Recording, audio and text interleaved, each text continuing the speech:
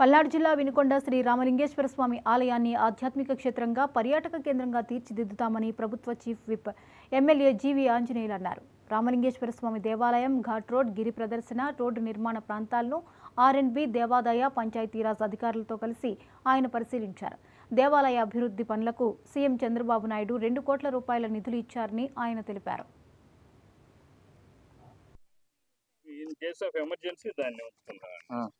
అట్లా గతంలో కోటప్పకొండ అభివృద్ధి చేసినటువంటి ఈ అశోక్ గారిని, ఎండోమెంట్ డిపార్ట్మెంట్ వాళ్ళని అందరిని కూడా ఈరోజు పిలిచి సమన్వయం చేయడం జరిగింది. ఇక్కడ భవిష్యత్తులో ఇప్పుడు ఘాట్ రోడ్డు ఇంకా సగం కూడా అవలేదు. వాళ్ళు చెప్పింది ఇంకా చేయాల్సిన పని చాలా ఉందని చెప్పారు ఇంజనీర్లు పరిశీలించిన తర్వాత. దాంతోపాటు ఘాట్ రోడ్డు నిర్మాణం పూర్తి చేసి తర్వాత పీటీ రోడ్డు వేయాలా, పైన కొండ మీద నిర్మాణం పూర్తి చేయాలి.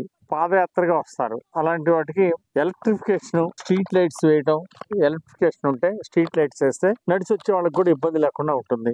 బ్యూటిఫికేషన్ చేయడంతో పాటు అక్కడక్కడ స్లోగన్స్,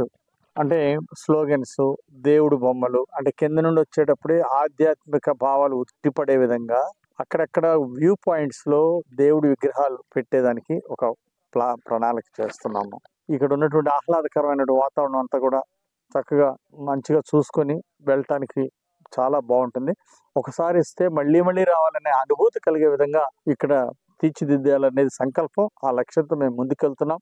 గతంలో జరిగినటువంటి లోటుపాట్లు కూడా చక్కదిద్దాం. అట్లాగే స్థపతి గారిని కూడా, సీనియర్ స్థపతి సలహాలు కూడా తీసుకొని ఇంకా ఈ గుడి ప్లానింగ్ లో ఏమైనా చిన్న చిన్న మార్పులు ఏదైనా ఉంటే అది కూడా చేసుకొని ముందుకెళ్లాలనే సంకల్పంతో ముందుకెళ్తాం.